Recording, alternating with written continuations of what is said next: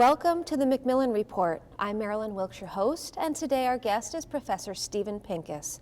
A professor of history at Yale, Professor Pincus teaches early modern British and European history. He is the author of Protestantism and Patriotism, Ideologies and the Making of English Foreign Policy, 1650 to 1668, and England's Glorious Revolution, 1688 to 89. He has also published numerous essays on the cultural, political, and intellectual history of early modern Britain. Today we'll be talking with Professor Pincus about his newest book called 1688, The First Modern Revolution. Welcome, Professor Pincus. Oh, pleased to be here, Marilyn. In your newest book, which will be out in September, you retell in a significantly new way the story of the Glorious Revolution. What is the Glorious Revolution? So the Glorious Revolution is an event which took place normally considered to have happened in 1688 and 1689 in England, in which the old King James II, who happened to have been a Catholic, was replaced by a new king, William, and his wife, who became Queen Mary II, and Queen Mary actually happened to be the daughter of James II. And it's after William and Mary that, for example, the College of William and Mary in Virginia is named. Okay, and what drew you to this topic? The story of England's Glorious Revolution, which for a long time had come to be seen as marking England as perhaps the first modern nation, or the first modern parliamentary nation, was always told as an English story, something in which there were English causes and narrowly English consequences. And my previous work had convinced me of two things. One was that England very much was part of Europe in the 17th century as much as it's part of Europe in the 21st century, and that trying to understand developments within England in a narrowly English context missed a good part of the story. The second thing that my earlier work convinced me of was that in the 17th century, merchants and economics were an increasingly important part of English political and social life. And older accounts of the Glorious Revolution said nothing about merchants and nothing about economics. Okay, so how does your version of the revolution differ from what's in the books now? The normal story, the ubiquitous story of the Glorious Revolution, is that England's revolution in 1688-89 was a conservative revolution, a sensible revolution, an unrevolutionary revolution, something which bears no resemblance to major revolutions like the French Revolution, the American Revolution, the Chinese Revolution, the Russian Revolution.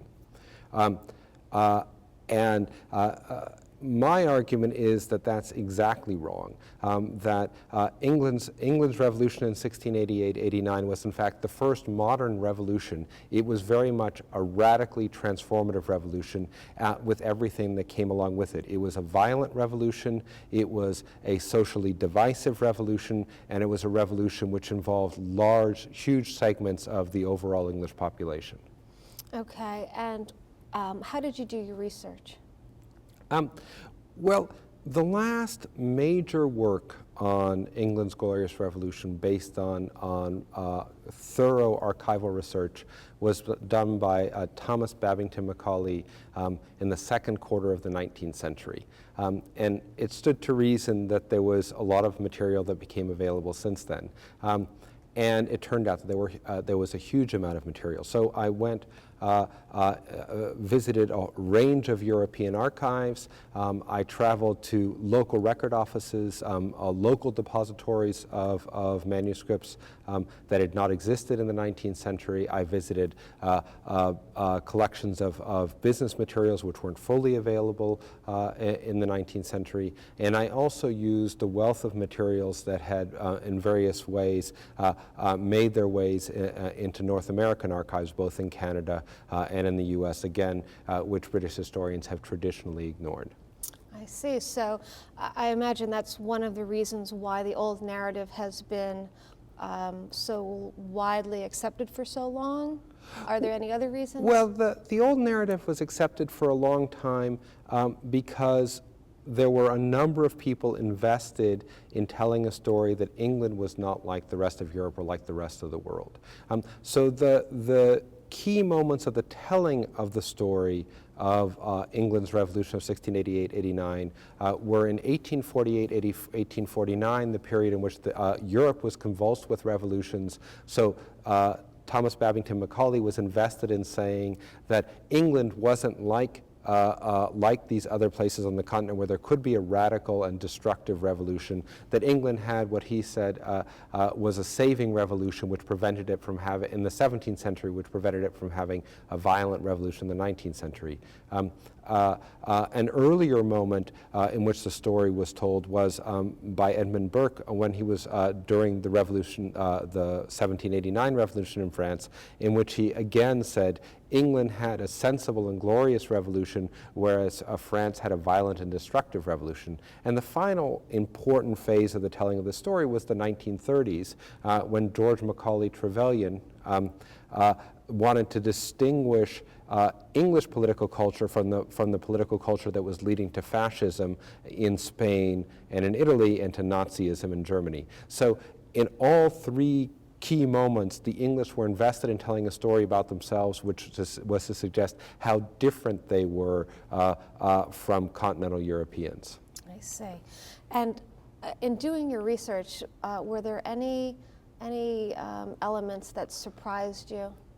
Yeah, I mean, I think the biggest surprise was to discover how important India and the empire more broadly was in the run-up, in the causes and in the consequences of the revolution. So none of the books about none of the myriad books about the Glorious Revolution say anything about the fact that James II declared war on the Mughal Empire in India in 1687, and that war proved to be a disastrous failure, and how excited and interested most English people were about India and the empire more broadly, and how in fact the revolution of 1688-89 completely transformed England's relationship with India and also with the West Indies and North America. So that was a real can you surprise. expand on how was it changed? How was the relationship changed? So James II was a very modern and forward-looking monarch who thought that England's future as a major European player could be secured by creating a massive authoritarian territorial empire overseas, both in the East Indies and what's now India and Indonesia, and in the West Indies, meaning both the Caribbean and North America. So he tried to consolidate, centralize, control, and use the revenues from this empire to finance a huge standing army in England. Now, England had traditionally been a place where there was no regular standing army, and James created one of the most professional and efficient armies that Europe had seen. It had between 40 and 50,000 men, whereas England traditionally had had an army of maybe 2,000 men. So it was this very sort of strong authoritarian army which he created based on this authoritarian empire overseas. And what happened at the revolution was to transform the English empire, the British Empire, from being an authoritarian territorial empire into being a commercial empire, one where the emphasis was exclusively on trade, and to transform England itself from an agrarian society into a manufacturing society. So without the Glorious Revolution, in my view, there would have been a very different British Empire in the 18th and 19th century, and without the Glorious Revolution in the late 17th century, there would have been no industrial revolution in the late 18th and 19th centuries. Thank you very much for being here with us today, and we'll look forward to your book in September. Okay, it's been a pleasure. For more information about Professor Pincus and his work, please visit our website at yale.edu/Macmillan Report.